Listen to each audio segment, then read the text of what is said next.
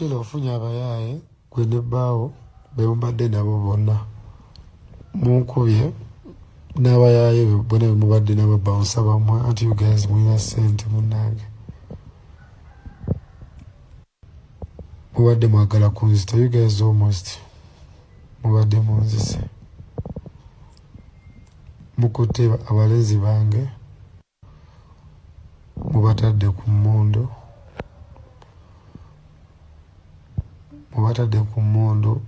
mubakubye mubaggyemu amannyo muboogeza ebintu by'obulimba bakuba mmwe muli bagagga munnange sawa zino muli ku media mulimba abantu munnange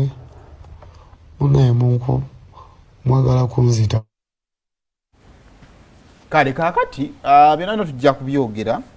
ku mutuufu n'omukyamu tuyinza okutamumanya mutuufu kuleka nga tufunyeeyo recorded videos oba eyewitnesses ababaddewo nga maybe bali influenced naye twagala tubategeeze nti tulabeko ku bantu abafa nalayoko ne ku post ya Rickman yadde empanvu ng'olabira ddala yagamba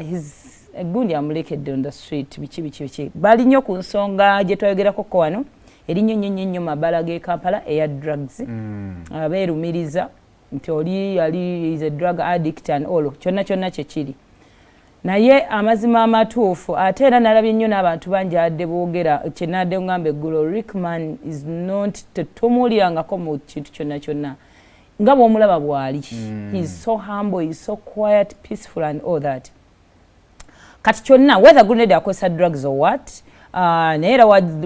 kyonna whatever happened ekisinga obukulu wabaddewo okulwana kyetugenda otutunuulira wano nga obadde ogambye ffe lumu tetwabaddeyo naye twalabye ekyabaddeyo tesaagala abayimbi ba wano oba the celebrities kutulaga nti nno tetulina kyetuyize from the past kyannaku nnyo era tuliddamu ne tuddamu emirundi n'emirundi we don't know how radio died tuwulira nti baakuba mukube tetumanyi ekke bwe yafa tuwulira nti baakuba mukube okitegeera tubiwulidde bamubanga abantu ababali close imwe ng'abayimbi temulina kye mwayigamu kijja kuba kibi nnyo nno ate tujja baziika ate ensi tegenda kuyimirira yadde esekendi ku lw'okubanga tuteeka muntu wansi tejja olutambula mu ba celebrities